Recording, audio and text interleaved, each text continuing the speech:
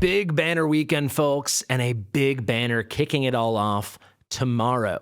We get the introduction of the brand new, supremely powerful mage Velisse, along with a rerun of MALVIRA, one of the very best tanks in the game. In this video, I'm going to break down whether or not you specifically should summon for this banner. I'm going to take you through a lot of different lines of thinking. Some people definitely, without a doubt, should summon for this banner. I am 100% summoning on it. Some people can skip it, and I'll explain why. So without further ado, should you summon for Velisse and MALVIRA? Fastidious. Fastidious. MALVIRA is one of the very best tanks in Watcher of Realms. She has one of the best suite of skills of any hero, regardless of class. She is capable of doing so many things. That being said, she is not strictly the best for basically anything. Rather, she's like second and third best for many, many, many things. If you are a new account and you need a good tank, overall, it probably won't get better than MALVIRA. She's in that class with Cyrus and Brokir at the very, very top. That all being said, there's no content right now that she's like strictly required for. She is fantastic. However, I think it's hard to justify in the current climate targeting her for no specific reason. If you do summon for Velisse and you get MALVIRA, that is unbelievable, right? She's a great luxury item to pick up, but I think for the vast majority of players, she actually is a skip, and that's not to take away from her utter dominance. And if you're missing Cyrus and Brokir, she's who you should have, and in a lot of content, she will be better than Brokir, and in certain content, Cyrus. I will say one place she might excel is perhaps with the introduction of Ezereth, who should be very dominant in GVG. She might be the chosen tank for that. Another thing I'm going to throw out is if you do not have Cyrus, she is a great tank choice for Matrix. And if they ever chose to buff a specific tank for Matrix, I think she would be their best option because she is both a cultist and a northerner. Cultists are very necessary for the bulwark phase, the magic DPS phase, and northerners very necessary for the spellbane phase, the physical phase. So all in all, tremendous unit. Not someone, though, most targets need to go out of their way to target. I will say she is the best DPS in the game who has their damage based off of HP, but that is a very short list. And for sure, if you're the kind of player that likes to forecast and predict what units could be especially relevant in future content, she's an amazing candidate for that because her kit is so full and it's so unique. Velisse is supremely strong. She has such good DPS and such good debuffing. Even if her DPS was like 50% as good as it actually is, she would still be a great unit to pick up because of how relevant her summons are, and also because of how interesting the interaction between her summons and Ezereth is. And then on top of that, just tremendous debuffing, right? The best uptime on a very strong AoE magic resistance reduction in the game, and then an incredible uptime on slows. These are weaker slows, but the uptime is fantastic, and most importantly, it is a crowd control effect. She maintains basically an entire fight with AoE, enabling all of the cultist boosts. So even if she wasn't an awesome DPS, that alone would make her very cool and relevant for a lot of content.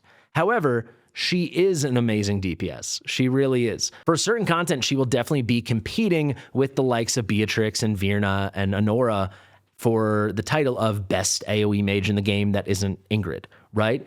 And it really will depend on the content, how you build her, how you use her, but I'm just saying she's in like that tier. She's in that Honora Virna tier for sure. Maybe throw Beatrix in there. Extremely strong DPS, excellent synergies in the cultists.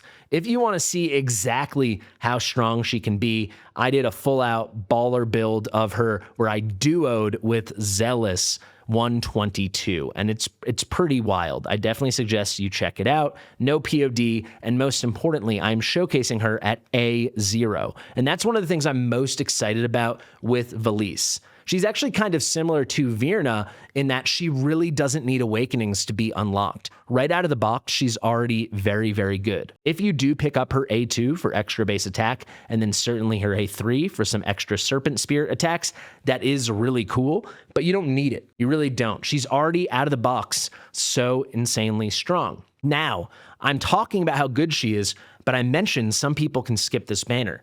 And it is true. It really comes down to what your priorities are. So if you already have like a Beatrix and a Virna and an Honora, do you need her? Well, in terms of DPS, I would say no. Her DPS is like as good. I don't think it's better. She's a better summoner. So she's probably like Beatrix with maybe a little bit more consistent DPS, but less flexibility in terms of the summons moving around. Beatrix has that very unique mechanic. So for that reason, if you already have amazing cultist DPS mages, maybe you don't need her. That being said, the quality of her AoE debuffing is really unique. So that's another thing to consider. I think a lot of it comes down to your priorities in the game, how interested you are by the new boss, Zerbis, Matrix 1, and what your plans are for the future, what you think is coming to this game, right? She is going to be integral to many meta cultist comps, but based on what we have in the game right now, that doesn't mean she's needed. Yes, if you don't have her, your comp might be just off meta, but if you're not super competitive, that might be fine. It all depends what evolves within Matrix 1 and what future AoE content we get. If you are a decent spender or you have a ton saved, I think it is worth going for her for two main reasons. Like I said, the quality of her AoE debuffing really is next level. This amount of AoE slow, AoE crowd control, and this amount of magic res reduction are very, very rare in this game. Iax is the only unit in the entire game with a stronger AoE magic resistance reduction that is similar uptime, but that being said, the range he puts it out in is limited. For him, it's a 2-tile radius around where he is placed. So unless you have him placed in like the perfect spot on the perfect map, he will not land it on nearly as many units. Velisse is putting it out on every unit she hits and every unit her Serpentine Spirit summons hit. So she's putting it out in huge quantities, crazy uptime with every instance of damage, and it's coming from up to 6 different sources, her and the 5 summons she can maintain at one time. It's pretty shocking how amazing the uptime is. Combine that with the uptime on the crowd control effect, enabling all those cultist comps, I think that is worth going for. However, at this point in the game, like I said, unless you're very interested in Matrix 1, I think these debuffs are a luxury. If you're progressing, they're going to make your life so much easier. But if you're already entrenched in the late and end game, I don't think it's needed right now. But if you're like me, I'm ready to pull several legendaries, maybe even more than that, in pursuit of her because it is such a strong kit and it is so unique. And you are getting such strong debuffing along with the strength of her really top-end DPS. The final reason you might want to go for her is Ezereth. Does Ezereth need her to be good? Literally in no way. Absolutely not. Tomorrow you will see in my showcase of Ezereth how good he is with her and without her, because I did an all-time top DPS run on the test server for both total fragments earned during the Bulwark phase and total damage dealt by Ezereth. And she died for 1 minute and 20 seconds in that fight. So you can see he is functioning exceptionally well even without her. That doesn't mean he's better without her. Of course he's not. He's better with her, but he's still completely top end, at least as good, if not better than Valara without her. You do need some amount of summons around him, but not the amount she puts out. What she does is just gravy. It makes it smoother using him, but he's already broken good without her. The same thing goes in the other direction. Is it nice to have Ezereth because he will be devouring her summons? And you can see here when her summons naturally perish, she gets 2% increased attack up to 30%. That's with max skill ups. But if they're devoured, if they're consumed, like the way Ezereth can eat her summons, she gets 4% per stacks. Is that better for her? Yes, she's going to get to the 30% cap when she's max skilled faster. But for longer fights, she's going to get there anyway, and she's going to have the damage where you need it, when you need it. So if that's a long Matrix 1 fight, if that's a long Gear Aid 1 fight, so on and so on.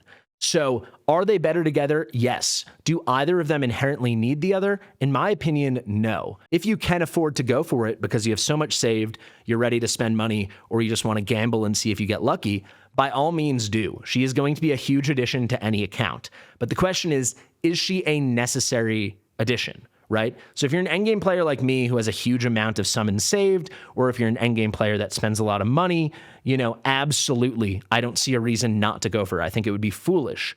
That being said, if you're not, it is a potential skip, at least with the current state of the game. However, don't come running to me if they change Matrix 1 or they add new content where she becomes not just meta, but also needed, right? Because right now I'd say she's meta, but not necessary for what we have in the game. But then again, it all depends, because if you're progressing, she's going to make a lot of content easy mode. If you were trying to beat gear raid 118, 119, 121, 122, even 124 for the first time, all the way through that, early mid-game stuff into pretty late-game stuff, she does make all of it easier because her magic resistance reductions are so strong.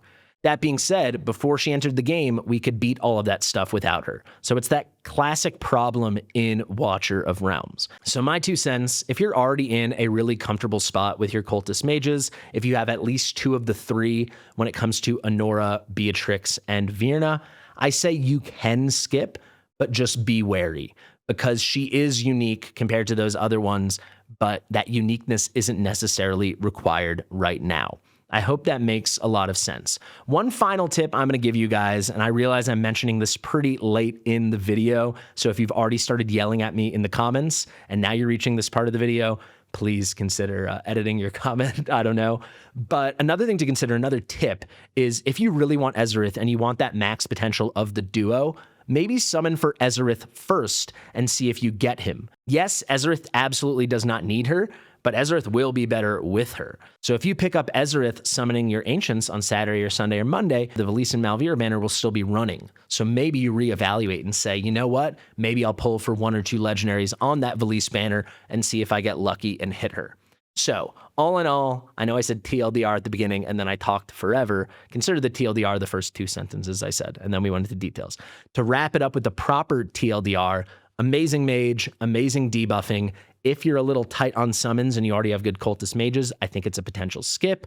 Or if you're unsure, but you want to go for Ezereth, maybe go for him first on Saturday, Sunday, Monday, and then if you get him, reevaluate. The final thing to consider in your evaluation for your personal situation, your own roster, is going to be this. We know what banner is coming next weekend when it comes to your normal summon type banners. So your rare summoning crystals and your divine legendary summoning crystals, right? We know from the Shadow in the Castle Halloween event preview that yes, this weekend is Malvira and Velisse, but the following weekend for your normal summons will be Beelzebub and Beatrix. And I will say, as amazing as Velisse is, she is not as strictly unique and required as a unit like Beelzebub. So if you want to go for Beelzebub and you're missing Velisse and Beatrix, maybe you do this one, and then the consolation prize of hitting Beatrix is going to be a pretty huge home run if you don't already have her.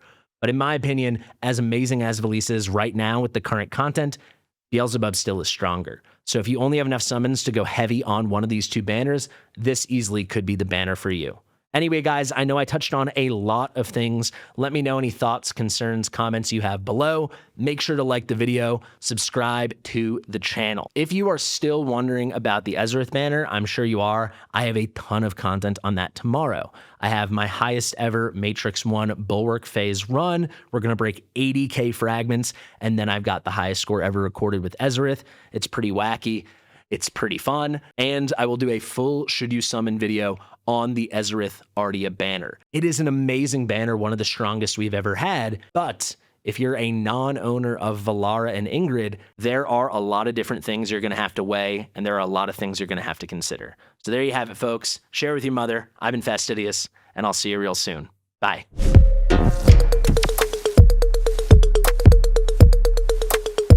Fastidious.